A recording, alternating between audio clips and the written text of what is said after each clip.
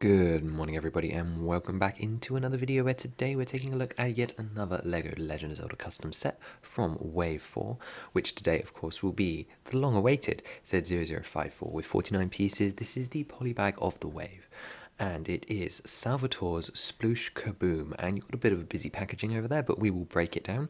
There's one particular standout feature I think today, but beyond that, of course, we have a small build. There's not much you can do with just 50 pieces. However, this is Salvatore's Sploosh Kaboom with ages 8 and up, with 49 pieces retailing for £5 and containing one particularly fantastic figure, and we will be taking a look at him at the end of the day.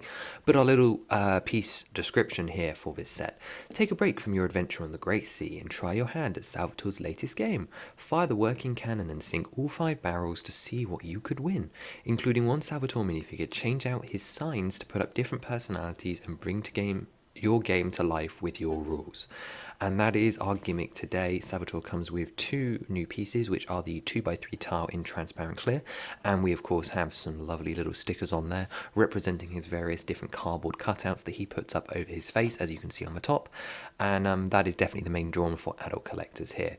But before we get into that, let's open up our bag and take a look at everything we get in this box.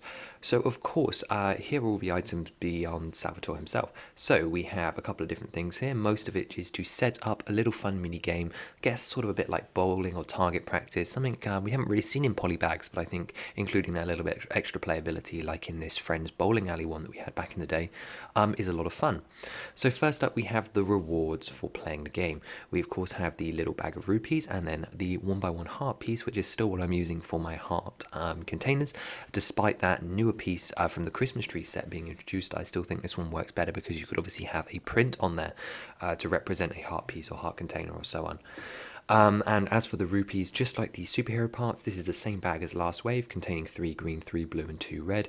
It just comes in one of the little extra transparent bags for you guys to have some currency to use in your LEGO Zelda world. And obviously the more of these you get, and the polybag's a great cheap way to have it, and obviously if you have some of the wave 3 sets, of course, it came in those as well. It's just another nice use for it here to have some more rupees in pots and so on for our hero, of course. And then of course you get a collection of 5 little barrels here, and they have flags stuck in them. Looking at them here, you can see it's just a simplistic construction of 4 different pieces stuck together. You've got one of the boat studs on the thing, which allow them to rock, and the flag piece, which is obviously what you're aiming to hit at the top, making it just a little bit top heavy, making them easy to knock down with, of course, this. Just another little 4-piece build here, including one of the cannons with the pullback sensor so that you can launch the 1x1s around studs.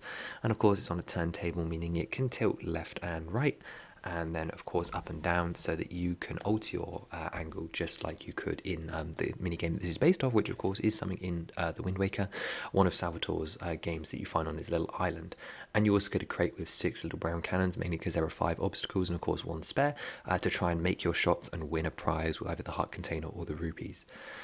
So as I mentioned, this is based off an actual minigame that exists in Wind Waker, where you come to an island. Obviously the set's too small to actually include an island build, but I really wanted this to be a polybag so that Salvatore was in here. Now obviously the name suggests that it's Sploosh Kaboom, but Sploosh Kaboom is the battleship game, and I thought licensing might be a little bit tricky there, and obviously the set would have to be a lot bigger. So I went with his other game and just used the more iconic name, because I think Sploosh Kaboom is so iconic within the community, and obviously Lego and accuracy sometimes don't quite go together. Anyway, so here is the basic setup. You put the cannon at the front and then scatter out your barrels somewhere on the floor, and then adjust the cannon and shoot it at the barrel, and then the barrels will fall over and knock all 5 down, of course, as well. So you can see that sort of in action here, and that's the main play feature of this set. Now, of course, as I mentioned, the last thing included is the brand new recolor of the 2x3 tile. I don't know if this is physically possible because transparent colors don't always work with certain parts. However, I'm really hoping this is, because it is the perfect size for his cardboard cutouts, of which, of course, you'd get 2 small stickers in this set to apply to them, and we'll be taking a look at those and his personality in just a little minute. But first, let's look at the basic minifigure. Now, ignore the slight green tint to the transparent colour. Obviously, it's just letting the lovely green from behind shine through. So here we have our minifigure representation of Salvatore, which of course is one of the more trickier characters to do. If we take a look at him here, of course, he's got his iconic stand, which is not actually included here. Again, wrong game. But he has this plain blue shirt on that goes down his arms.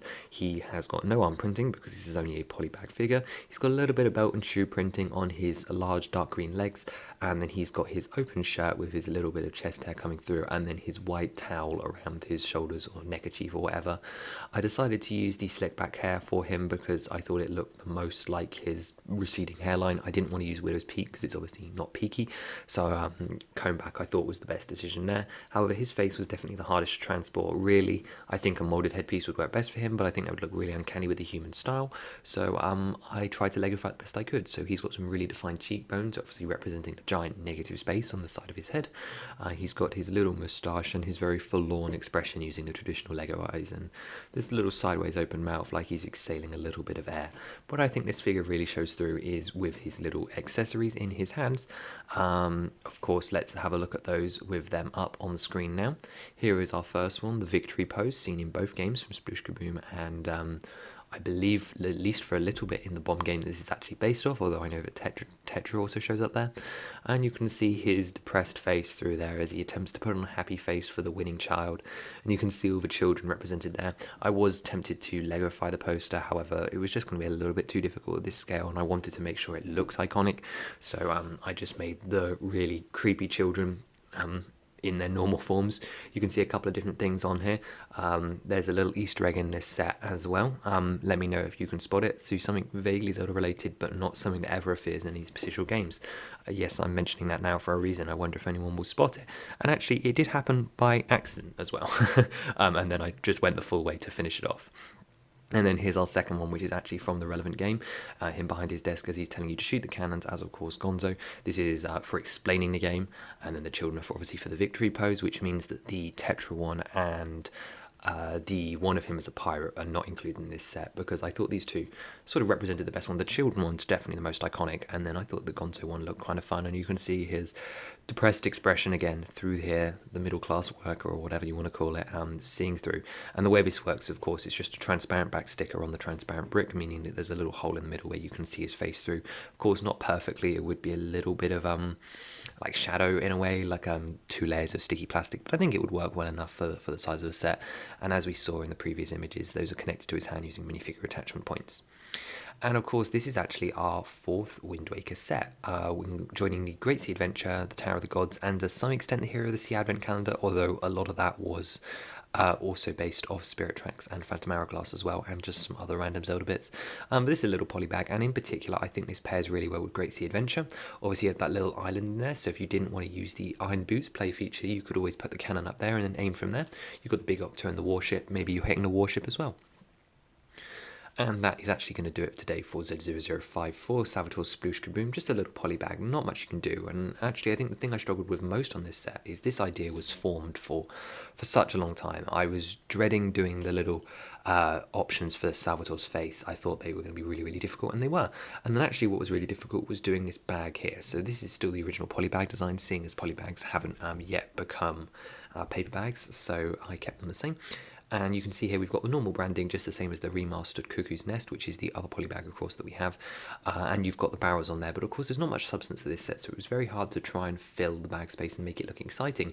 So I upscaled Salvatore and put him in the corner like a little mascot, and I put his face options so that you could show the main play feature of the set, because otherwise it's not particularly interesting. I mean, I could have showed maybe it more as a competition, but the renders I had were very limited, and obviously I wanted to get this out. So I thought it was interesting, something a little bit different for our boxes. It potentially looks a little bit messy, but that's not for today, that's for a remaster.